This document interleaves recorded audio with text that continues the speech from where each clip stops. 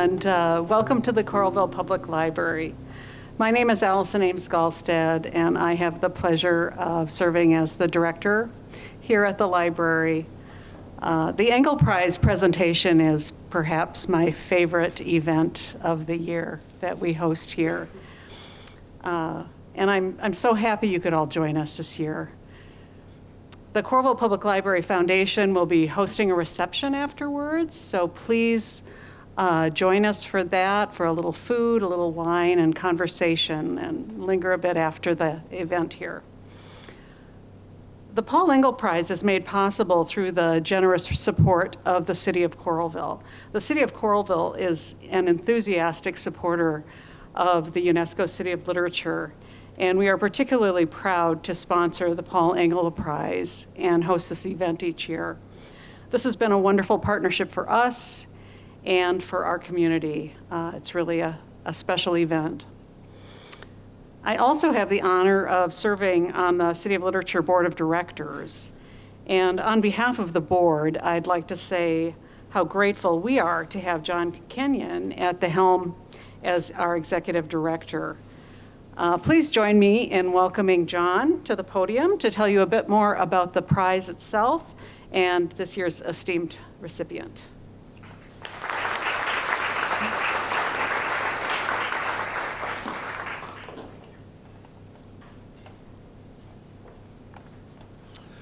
Well, good evening. My name is John Kenyon, and I'm the Executive Director of the City of Literature Organization, as Allison just said. And I'd like to thank you for joining us at the award ceremony for the 12th Paul Engle Prize. So why do we gather every October to present an award named for Paul Engle? Engle, as anyone who has attended one of these events and has heard me speak about him before, surely knows he was the longtime director of the Iowa Writers Workshop and co-founder of the university's International Writing Program. He also was a well-regarded poet, playwright, essayist, editor, and critic. Engle went above and beyond in his efforts to help writers, to promote our community, and to build empathy by connecting the far corners of the world through writing. In creating this prize, we wanted to recognize writers, not just for their books and writing, but for the way they affect their communities and the world at large through efforts on and off the page. As we state in our call for nominations each year, we seek to honor an individual who, like Paul Engle, had a pioneering spirit in the world of literature through writing, editing, publishing, or teaching, and whose active participation in the larger issues of the day has contributed to the betterment of the world through the literary arts. So each year, we start the process of selecting the winner for our prize by soliciting nominations from the writing community and the wider public. This year, that process led to a list of dozens of exceptional people. Our committee then worked to narrow that list, and as we made our way through the process, at each step, Joan Naviyuk Kane rose to the top. In a group of people who had all done extraordinary work, she stood out, clearly exemplifying the ideal Paul Engle Prize winner.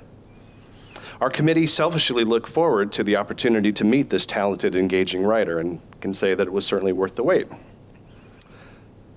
Joan Kane is Inupiaq with family from King Island in Mary's Igloo, Alaska. She's the author of several collections of poetry, including 2017's Milk Black Carbon and 2021's Dark Traffic.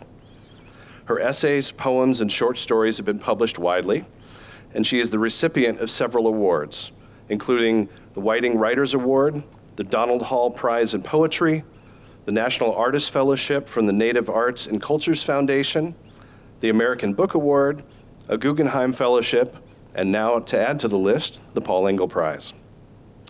She has held faculty appointments in the Department of English at Harvard University and in the Graduate Creative Writing Program at the Institute of American Indian Arts in Santa Fe, New Mexico, which I'll point out is a UNESCO City of Crafts and Folk Art. She has also served as a lecturer in the Department of Studies in Race, Colonialism, and Diaspora at Tufts University, teaching courses in Native American and Indigenous Studies. She's currently a visiting associate professor at Reed College in Portland, Oregon, where she lives with her family. So Kane was awarded our prize for the breadth of her work as a poet, teacher, and advocate for her own communities and the world at large. In his nomination for Kane, John Davis, founder and former director of the Institute of American Indian Arts MFA in Creative Writing, discussed the wide range of Kane's work. One week she might be on the threatened strip of land, the Sinezuek, boy, I knew I was going to mess that one up, Sinezuek, Alaska, without electricity or running water, and the next on a panel in a Finnish city. And while this wasn't even part of the nomination submitted on her behalf, we were also pleased to later discover a small connection with our City of Literature. Joan traveled with International Writing Program delegations to Ukraine and Colombia for workshops and lectures, carrying on the work that Paul Engle began decades ago.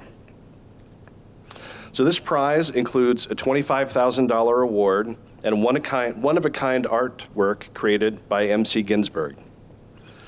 As Allison mentioned, it is made possible through the generous support of the City of Coralville. And I can say, as Allison said, this has been a very wonderful ongoing partnership for our organization, and we certainly thank Allison and her staff for welcoming us each year into their lovely space here. So now I would like to welcome Allison back to the stage to help me present the prize to Joan.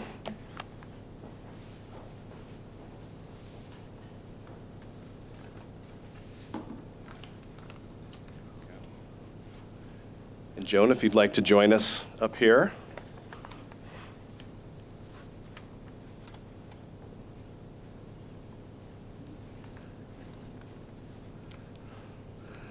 So this prize, again, as we've said, is a one-of-a-kind work of art. This is our 12th Paul Engle Prize, and it's the 12th individual creation by M.C. Ginsberg that we have given to our prize winners. And in this case, I wanted to share something that designer Lizzie Ginsberg wrote about her design.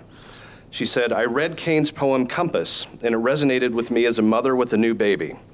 It's so important to be who we are before we're mothers, but also the waters can be rough, so I wanted to include that in the artwork. I wanted to include the boat to symbolize the mother as a safe place in rough times, a guide to get through life." So as you can see, there's an etching of a boat on the prize, as well as the one traditional element that carries over from prize to prize, which is the sterling silver state of Iowa with a little diamond chip representing our area here. So Allison can present the prize to Joan, and please help me congratulate our 2023 Paul Engle Prize winner.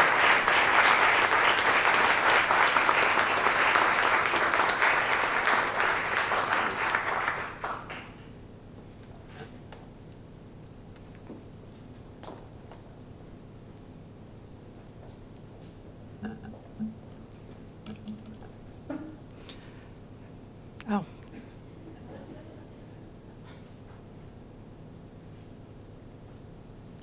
Sorry, as a mother to two teenagers now, whenever I'm given something, I'm so overcome with gratitude that I have a hard time letting go of it. I'll begin first by saying, Wanga Itara Naviyuk, Awiva Miurunga Sulikara Miurunga. I'm called for my namesake Naviyuk, and along with her and other members of my family, we come from Ugiuvak, King Island, and Qawiaraq, Mary's Igloo, Alaska. Ilghanimik for having me here this evening, also to my youngest child who is here in the front row. For coming along with me. Thank you so much. Thank you so much to Coralville, but especially to the UNESCO Iowa City of Literature, and thanks especially to John and Allison for the hospitality today.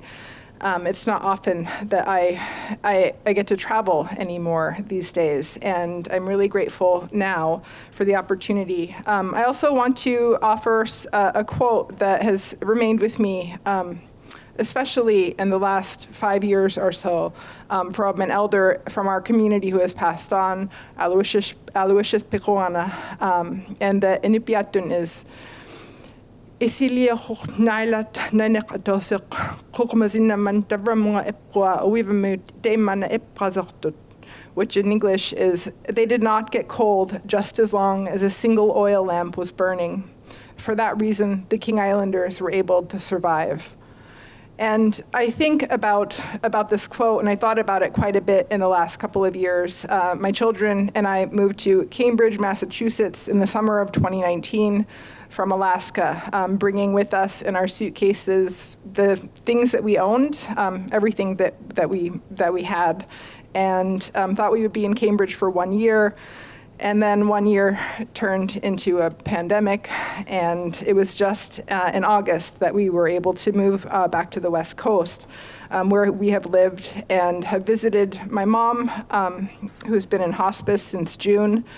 All of these months, we've been able to visit her much more easily, and I have been able to, in the time that she has left, to spend time with her, not just bringing my children to see her, letting her enjoy their company, letting her enjoy the time that she has with them, but also keeping our language alive, keeping her memories of King Island, Ugiuvak, the place that she was raised, until her family was forced off of the island in 1965, and then she spent the rest of the years of official federal Indian policy that subjected Native people to assimilation, removal to boarding schools. She lived on King Island and then in Nome, and then was sent to boarding school for high school. And my mother's courage, her strength, her own reading, the way that she always taught me to carry both the Inupiaq language and also the English language with me, but also to read and to encounter the world through literature, not just as a way for myself to keep my consciousness alive, to keep thriving, but to remind me that in order to get through even the most difficult of times, it's in the perspectives of others that we're able to find a way through. And just this last weekend, I was in Anchorage again. She was hospitalized on Friday, was hospitalized again on Monday, and just was discharged about 20 minutes ago, which is also why I have my phone up here on the podium. I always say I have an emotional support notebook, which I always do, but also my phone these days. I think of my mom especially because, as I mentioned, when we left Alaska, we just took what we had left, had to our names in our suitcases. And this weekend on Saturday morning, I was able to get to my oldest childhood friend's home. She had kept 16 boxes in her shed and garage of our belongings that were too precious to part with, including a number of books that I have felt very separated from, but also a lot of art that my mother had made. And I found one of the things that I unpacked and brought with me to Portland on Sunday was a small framed artwork that my mom made on birch bark. And on it was a quote from Roland Barthes, which she on purpose didn't include the opening quotation mark in the quote, which was, "Literature is the question minus the answer." And I love the way that she made this quote open up even more by purposely leaving off the beginning quotation as if it were the end of a long text that I should be familiar with. And to be reconnected with this, even in my mom's last days, as her memory moves in and out of different timelines. She may not remember if I am 16 or 46 or some other age in between those. She often asks my kids what grade they're in school, but she does remember with such clarity the importance of language, the importance of travel, of connecting with other people, and the importance of continuing on in very dark times. And I began, I think, my remarks with a quote from Aloysius Pequana because on Mother's Day of 2021, my oldest child and I sat outside of our apartment building in Cambridge in front of my laptop screen. We were taking a class on Zoom from Qawiaraq Tabon, who was in Siknusaq in Nome, and she was teaching us how to carve seal oil lamps. She sent us blocks of soapstone in the mail, along with moss to make a traditional wick and carving tools. And she also told us, you probably can't find seal oil wherever you are, so just use coconut oil to put in the lamp. But we sat there carving, making a big mess in very tidy Cambridge of soapstone. And even though we have not had to use the seal oil lamps or coconut oil lamps for warmth or cooking, it's good to know that we were able to connect together, mediated by a screen to others in the Inuit diaspora, but connect to each other and focus on a task before us, something we can hold in our hands, something that would symbolize more than just what it has meant to our people's survival in the Arctic, but also a light, something symbolic, something representing hope, something that we'd be able to take with us no matter where we went, no matter where fate brought us. And I think of the seal oil lamp, of my mother's earliest memories, learning how to place the wick so as not to waste seal oil. Her father, my grandfather, who supported 11 children without speaking a word of English by hunting marine mammals, large marine mammals on the ice pack between Alaska and Siberia. And thinking of how all of these things that my grandmother taught me, that my mother taught me, and the things that I'm able to pass on to my children may not seem so applicable in the world of TikTok and YouTube and other things. I'm seeing eye rolls in the front row, so I will I'll abbreviate this part. But I think the reason why the chance to work on carving a seal oil lamp with my oldest child meant so much to me is that, of course, we spent many more hours together in a small apartment than we ever thought we would. But the fact that I was able to still see a descendant of a very long line of King Islanders, continuing in traditional work, continuing to be connected with family, with others that speak our language, others that share our traditions, and more importantly, others that share an uncertain future. And knowing that even if it was just a weekend and just a couple of hours on Zoom together, he'll remember that. Just as I remember coming back to me now more and more often, a number of the things that my mother has told me over my life, a number of things I've learned about her own experience, but thinking too in a broader context, something that's been really important to me.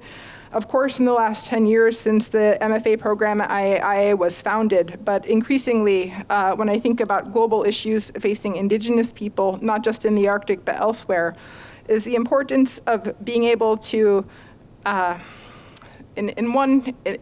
whether it is through literature, whether it is through story, whether it is through the types of ceremony and oral traditions that have kept people alive and together, connected, again, through many difficult things.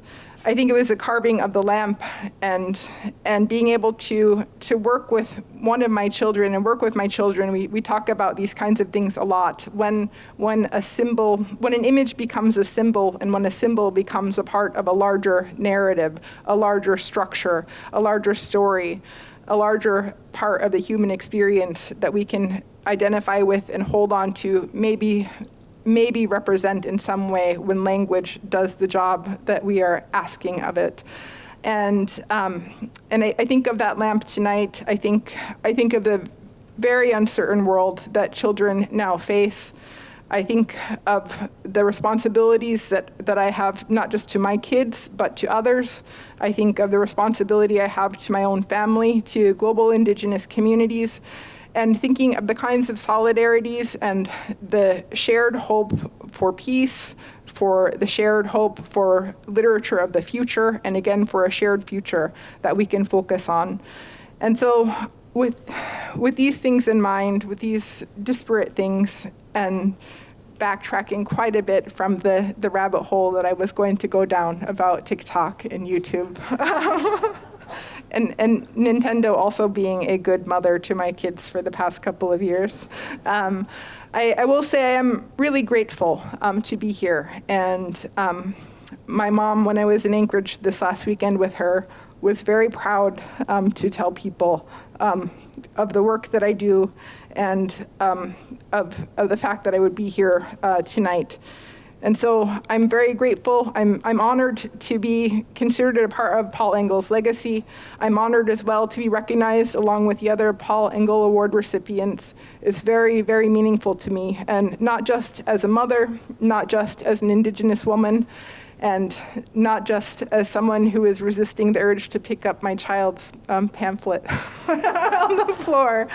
But I really am grateful, and I think with that, George asked me before, on our way here, he said, "What does ad lib mean?" And I said, "It means improvise." And lest I ad lib anymore, I think I will just say once again, Ilranmin, Ilranamik, thank you so much. I'm very grateful.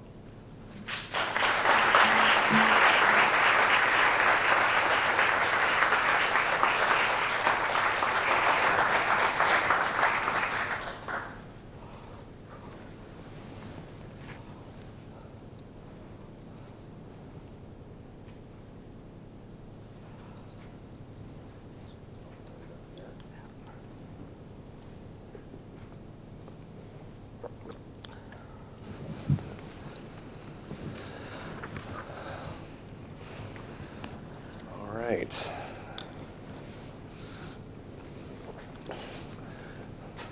So one of the perks of giving a prize like this is getting to have a conversation in front of a fireplace with a wonderful writer. So I was glad to be able to take that opportunity. At the conclusion of our conversation, there'll be an opportunity for those of you here to ask questions, and we'll let you know about that process. So Joan, I wanted to start. We always ask our prize winners to give us a comment about what it means to them to win this prize, so we can put it in the press release and share that. And you sent this wonderful, eloquent, almost mini essay about what you thought about that. And we liked it so much we actually printed it inside the program so folks can see that. But in that, there was one line that really struck me, particularly in the times that we're living in. You said, "Hard work has been asked of us on every front." And it does feel like that sometimes, that we just are constantly asked to face challenges and roadblocks. And I was wondering, for you, I mean, and obviously you've talked about some of the things that you've been facing. How does that work its way into your work? And how does your work maybe play a part in helping to deal with those challenges? Kind of looking at it from both sides of that. Well, I think there's a couple of points of intersection, and I think of the few rules that my mom had for me growing up. Only one actually has remained with me, which is do your best, right? Do your best, and of course that's infinitely scalable. But I took that to mean I didn't take that to mean do your best because you're the first Inupiaq person to do X, Y, or Z thing. Go to college, go to this particular college, write a book, write another book, write 9 more books, all of these things. But I think of the hard work, and I think of perhaps the most enduring and most useful part of being a writer and being a reader of literature is the ability to sort of change how one listens to and engages with the world around me, right? I'll say that. I could infinitely doom scroll.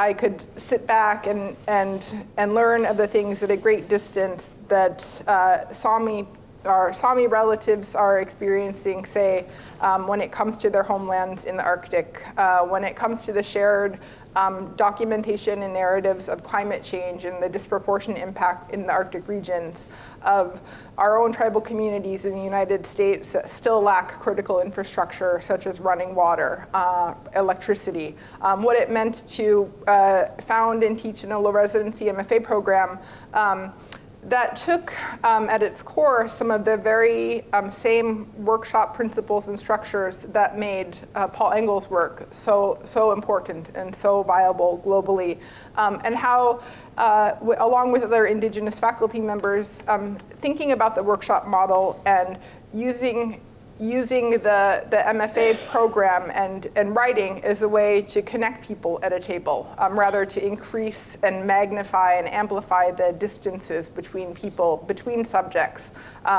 So by thinking about what a writer's workshop can do, the kinds of space that it affords writers, but also the ways in which it asks writers to become readers and remember that some of the most important work that writers can do is actually listen to other people and give people the tools with which they need to tell their stories, to bring their observations to the page, to do some of the human work of sort of gathering what's around us and bringing that work together, making it visible to other audiences and to each other. I think is one of the lasting legacies and perhaps a good point of connection. Yeah.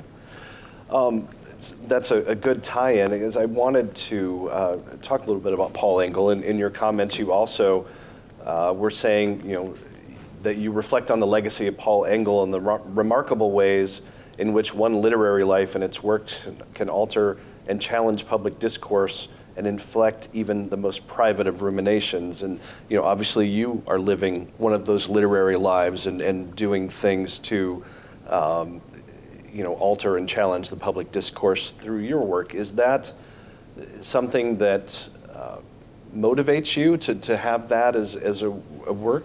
Yeah, and I think one of the things that comes to mind, so my mom has one surviving sibling left of 11, and in the summer of 2021, her youngest brother went missing for a time in Anchorage, was missing for 6 weeks, and was found, eventually found in September of 2021, in a blanket in a homeless encampment in Anchorage. And I bring this story up because I'm not alone as an Indigenous person in this country, on our homelands. I'm one of, right now there are more than 5,700 missing or presumed murdered Indigenous people that are completely missing without a trace in this country. And I think about how, as an Indigenous woman, it's become my responsibility not just to bring together Native writers and non-Native writers alike in order to complexify the types of stories and narratives that we as Indigenous people present, not just to ourselves, but also to other audiences. But thinking about the care with which I need to take when it comes to telling the story, not just of my uncle, but many of my other relatives and other community members who have shared similar circumstances. I think about some of the ways in which the Writers' Workshop in particular is well suited, particularly to Indigenous people, in that it's returning to us some form of a lot of the governance structures that we always held, talking together and connecting through narrative, right? But I also think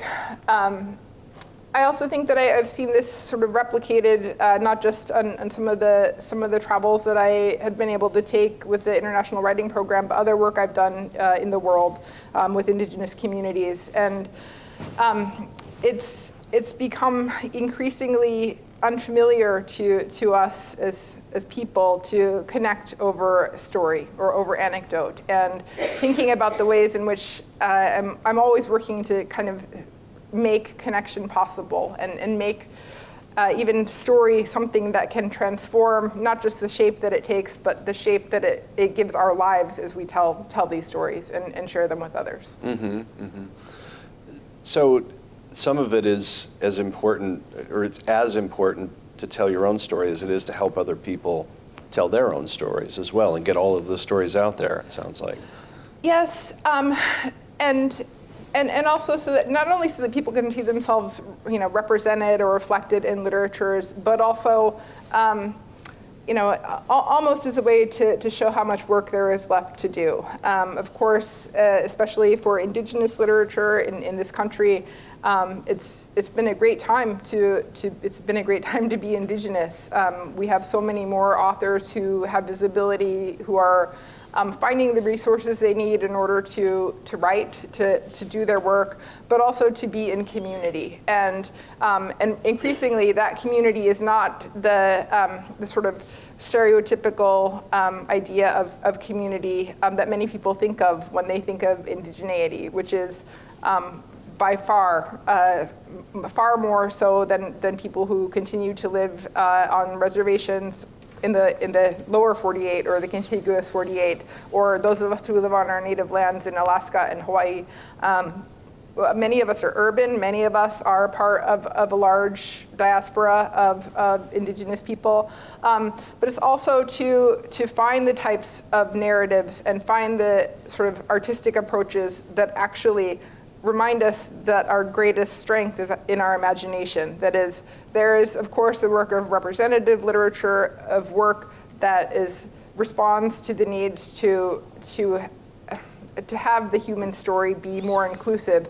But actually, the thing I think that's sort of centered within me is that by offering story, by offering our literature, we're actually making possible the human imagination. We're making the human imagination more capacious, more able to contend with things that we might not be able to anticipate in the most mundane and prosaic ways, right? Mm-hmm. And I think that it's not just this sort of representative power of literature; it's also the imaginative power of literature. Mm-hmm. So that in some ways, by encouraging, say, students to think back to how myths or our traditional stories actually prefigure and in some ways anticipate some of the things we're contending with now, whether it's war or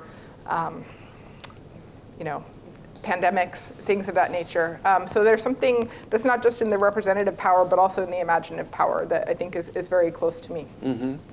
So you were talking about the community of Indigenous writers, and I was wondering, does it also feel like not just a community, but sometimes, I don't know if it's the right word, but like a trap?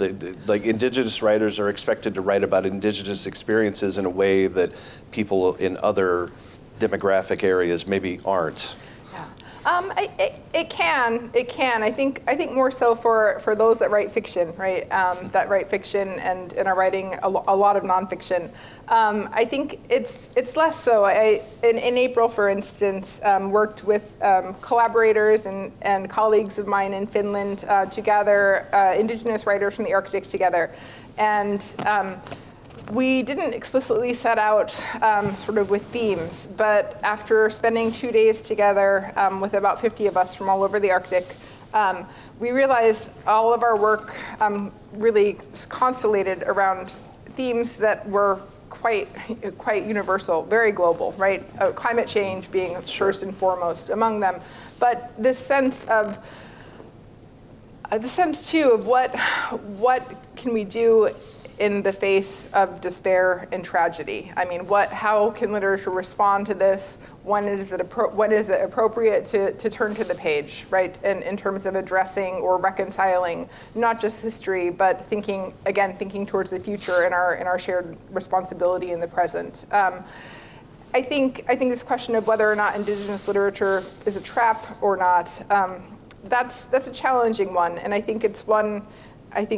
For writers who depend a lot more upon finding audience in their contemporary moment, it can be a trap. But I think I come from this now slightly, very actually quite old-fashioned school that believes that a poem invents its audience as much as it invents its speaker. And I don't know that the speakers that I am inventing in my lyric works are necessarily expecting to find an audience in the moment. I don't know where that is, and I think if I did know, I think I would feel something like a trap. But since I don't think that's where my concerns are when I go to the page, I don't know that would be my concern. Yeah, mm-hmm. In the moment. Sure. So I read a lot of interviews with you in preparation for this and found so many words of wisdom that you had shared, and there was one that I wanted to kind of explore a little bit, and it's really the notion about the work of writing, and in this case poetry specifically. But you said poetry is outside of and necessarily informed by history and the imagination, and as I imagine poems exempt from history in a way that still acknowledges its debt to it and understands its place and function in relation to it. And I bring that up because we had our conversation earlier today about UNESCO, and we were talking about the fact that the U.S. had left UNESCO. We've now rejoined UNESCO, and a lot of that had to do with the situation between Israel and Palestine, and the fact that the U.S. had a law in the books from the 90s that said that we couldn't fund any UN-related entity that recognized Palestine as a member state, which is what UNESCO did in the early 2010s. And here we are again with that at the top of every front page, and understandably so. And, things cycle, and I was wondering, in kind of a long-winded way, when you're writing things at one point, you're also speaking to a future audience. You're kind of stepping outside of history, as you said. I was wondering how much you think about that, and if you contemplate that future writer or reader, how you envision that relationship. Well, it's funny. I'm one of the few people that I know who's had COVID 4 times. Been vaccinated, fully vaccinated and everything. So sometimes I think, wow, I don't know what my brain was like before I had COVID 4 times, but it must have been nice. I took it for granted. But I think, it's, in some ways, I think the challenge that I'm finding this moment is thinking about this,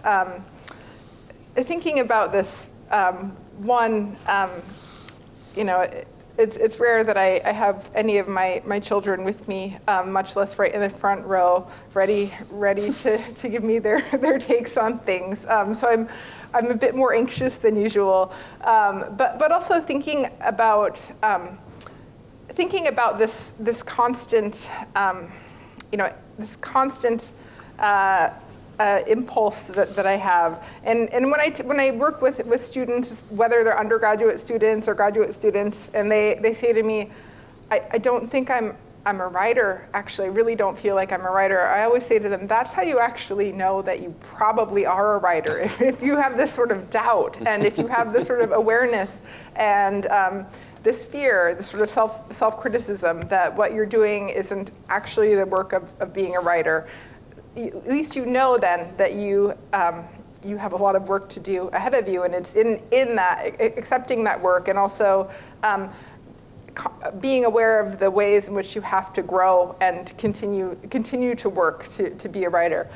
So I was also thinking for the last week, getting ready to come here, there's always this sort of imposter syndrome that I have felt, and some of it comes from being an Indigenous person in the United States. I'm thinking back to a time about 10 years ago. I was at Georgetown's Lannan Center for Social Practice with Sherwin Bitsui, the invitation of Carolyn Forche. And I remember we were meeting with a group of undergrads, and he said to them very plainly, he said, "You guys were not supposed to be here."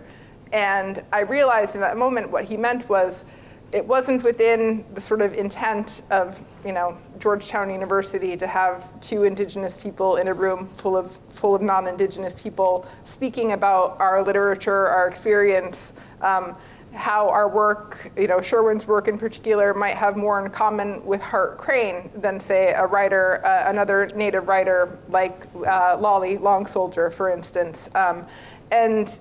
And thinking, so I'm on the one hand thinking very much as an Inupiaq person, as a King Islander, in this very, in the context of my namesake, in a very local way. But I think your question is at once global but also very personal, right? Sure. Like how do you do this? How do you do this work? And how does it all cohere and hang together? And as I'm looking for the end of the sentence that I'm saying aloud, I think that's something that that I am taking up. I am taking up in essays now, and I'm taking up, and I will be able to take up with a great deal more focus and sincerity in thinking about taking up this question, I think, in a more meaningful way. Yeah, otherwise, I've taught 26 undergraduate courses in the last 3 years, so I could probably lecture all day. I'll stop. I'll stop this answer for now. Right. Yeah. We'll watch for the subsequent essays and check back with you on that. So, well, maybe ask one more question, and then we could open it up to the floor. One of the things I wanted to talk about is the notion of language, and particularly, as you were greeting us and speaking in your native tongue. I've butchered enough names tonight. I'll save everyone from hearing that. But what's the importance to you in making sure that you are, continuing to communicate in that language, to pass that language on, to make sure that it stays alive and get that message out in that way, and not just reaching out to the majority, in the majority languages, for example? Well, I think I've been thinking a lot about my mom in particular. Sure. In the last year. But it was, for Indigenous people anywhere, but especially in this country, things can change in the blink of an eye. It was my mother's generation. She was physically punished for speaking anything but English, and so when I was a little kid, my grandmother refused to speak English with me at all until I started public school system, and so. Instead of silencing my mom, what the impact of federal Indian policy had on her was actually to strengthen her resolve to keep our language alive. And for me, it's a way to ground myself as a writer. Right, writers often think of their voice, and if I'm speaking in the as just Joan Kane. I am doing the kind of thing that I was scolded very much for. After my first book came out, one of my mom's oldest sister in Inupiaq said to me once, the community there had a traditional dance and feast for me and for my mom, my kids, and my mom's oldest sister, Qawiaraq, really scolded me. She said, on your next book, you can't just put the name Joan Kane. Nobody knows who Joan Kane is. You're Naviyuk. That's your namesake. That's who you are. It's part of not just our kinship system, not just as part of the way we have survived in the Arctic. It's also how we know our relatives across the Arctic. I was thinking back to a time when I actually was pregnant with my youngest child, and I was in Ugiuvak, Alaska, Wainwright, on the North Slope. Before I was going there, I was in Ugiuvak, or Barrow, as it was known at some points in history. And there were 3 people from Qalalitninat, from what used to be known as Greenland. And I said, I'm going to Wainwright tomorrow. I'm going to Ugiuvak. And they said, that's where we come from, our names. And they gave me their atira, their Inuit names. And they said, if you meet anyone, say our names and see if you find anyone that share our names. And of course I did. I was there the next day. And all of the stories that our people had of traveling the Arctic for millennia, they said, our families originally came from Wainwright. And they didn't mean, last decade or several generations ago. They meant a millennia ago. And so I think about, in some ways, and it's, in the years of doing only Zoom readings or only Zoom events, it was a bit surreal to have, to do these readings in my bedroom and have everyone on the other side of a Zoom screen see that. But I think I'm still getting used to being in the real world again in some way, but grounding myself in my language, but also connecting myself to my namesake and all of our other ancestors that also were called by Naviyuk also helps remind me that I'm here because of the people who came before me and because of the things they had to do to survive, and I honor them, and I also hope that someday I will have namesakes that also carry on my name. Great, thank you. Well, I'm glad you could join us here in person and not on the other side of a Zoom screen, so that's great. So Rachel is standing back there in the wine-colored vest there with a microphone, so if anyone has a question that they would like to ask of Joan, please feel free to raise your hand, and Rachel can come around to you and give you the opportunity to ask. I have a quick question. So you talked about being on the opposite coast and difficulties through that, and how did that impact your writing? Well, luckily, Cambridge, Massachusetts is not too dissimilar from Anchorage, Alaska in a lot of ways, in that it is a dark and dreary, it's a dark and dreary place with terrible weather. And I think one of the things that actually in the last 4 years became quite pronounced to me is, in Alaska, of course, in Anchorage, where we had lived until 2019, I grew up there. So I was able to see climate change in a way that sort of, went back a couple of decades. Of course, I also lived in Cambridge in the 90s. But the extremity of weather, I think, that now, I think so many more people globally are experiencing, but certainly even in East Coast cities like Boston, Cambridge, which were supposed to, withstand almost anything, right? I will say going without a car for the last 4 years and being in that Boston weather, I found that a lot of, although the rain and the wind and the snow and the storms may or may not be figurative in my work, or may not be, related to natural phenomena. I think that was a through line. I also think that there's something. I think it was a function of age in some ways, but also that I had last lived on the East Coast as a young person with my future ahead of me, the whole entire future ahead of me, and I think going back to Cambridge in some way and seeing with different set of eyes, not just the cultural shock that I experienced there in my teens and in early 20s, but also the kinds of culture shock that my family experienced in letting me go there, and how kind of getting stuck back in that area away from my family for so long, reminded me that I needed to do more work to connect, whether it was through the aforementioned, seal oil lamp carving sessions that we would do on Zoom, or the Inupiaq language groups, or just every time that I did have a reading, having elders from my community in Anchorage, but also in Alaska, be able to join and listen, and also share their during questions. They were able to ask questions and answer questions of people that they would never have otherwise have met. I don't know, though. The West Coast is a different thing. I think it's perhaps a little bit easier for me to write essays. Also, that my kids are an age when I have a little more time to do that.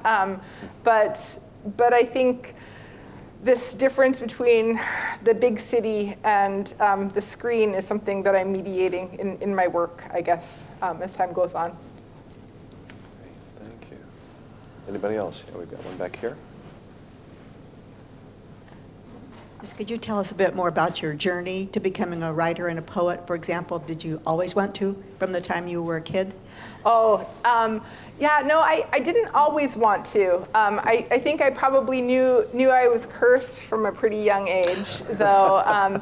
My dad had so much anxiety over the fact that that I didn't have as much English, right, as I could have had when I started schools. When I was a little girl, he would take me to the playground after dinner near our house, and he would push me on the swing. He would give me one push for every line that I recited back to him. So there I was at 5. He would say, "Tiger, tiger, burning bright," and I would have to say, "Tiger, tiger, burning bright," and he would say, "In the forest of the night," right? And so for every line that I recited back, Blake and Yeats, later Keats, and then I got too old for him to do this any longer, and I could also swing myself.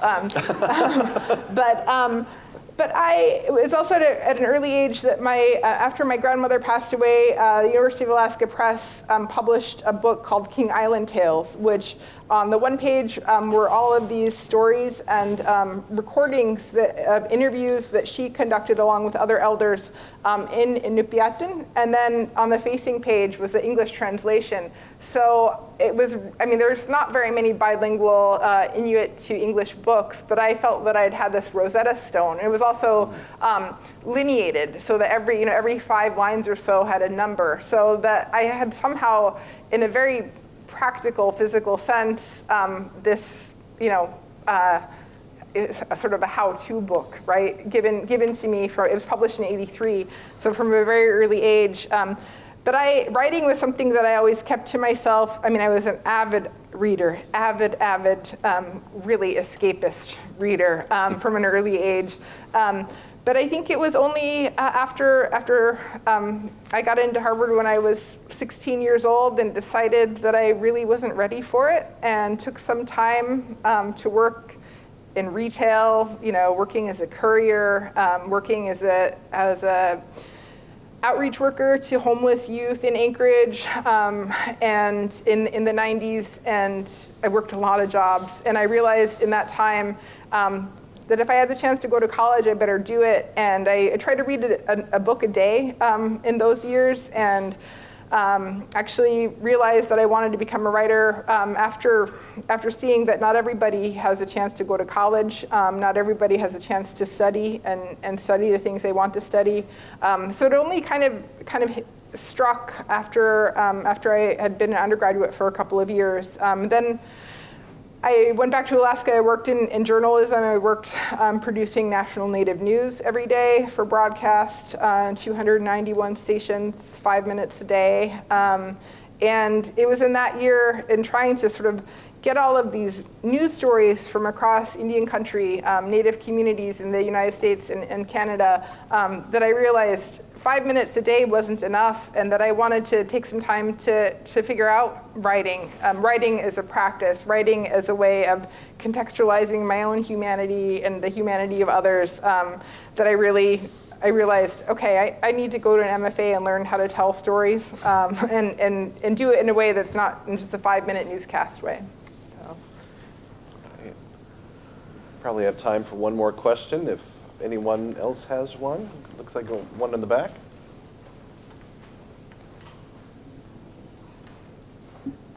I was flipping through your books before the talk, and I was wondering, I noticed quite a few mentions of bodies of water and like oceans and seas, and I was wondering if there was something particularly poetic to you about water or oceans. Yeah. Well, King Island is if people are unfamiliar with it, which I would imagine most people are, it is essentially a granite rock that is less than 1 mile in diameter, 90 miles in the middle of the Bering Sea. So right in the middle of a constantly moving ice pack between the North Pacific and the Arctic Ocean. So there's something certainly within my within this architecture that I have inherited, but also for my people, for King Island people. But there's something else too that I think is very much metaphorical, figurative in some way, that I'm trying to work out as thinking about. And thinking, especially now, there will be a book out in the next year by Dr. Jen Rose Smith, who's Inupiaq from Cordova, Alaska. And her work actually contends with icy geographies and how in particular in the Arctic and waterways in the Arctic resist a lot of ideas of temporality, of jurisdiction, of sort of logics, and particularly settler capitalist logics that tend to define how we as humans understand the topography of the world around us. But I think also of climate change because of the ways in which, of course, as one of my great aunts said during our own land claims efforts in the 70s in Alaska, she said the sea is our garden. And everything that sustains us comes from the sea. And so whether water or the seas or oceans, whether I'm talking about them in a very literal way or in a figurative way, writing about them in a figurative way, I'm still, it's a through line in my work that I don't think I will turn away from. And it's also something that, of course, poets have written about for millennia, right? I'm not alone in that.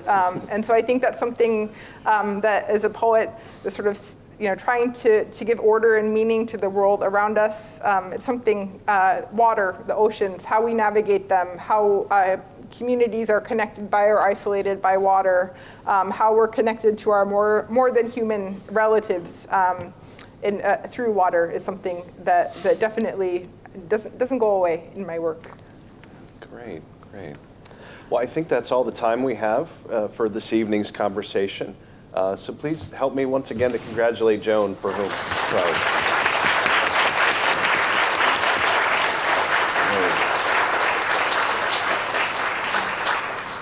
So our friends with the Friends of the Coralville Public Library have a reception in back that I hope those of you who are here with us will stick around and join us for. Our other friends at Prairie Lights Books are here as well and have some of Joan's poetry collections. I know they'd be happy to sell them to you, and I know that Joan would be happy to sign them. So again, I hope you'll stick around and join us for those. So thanks again for coming, and have a good evening.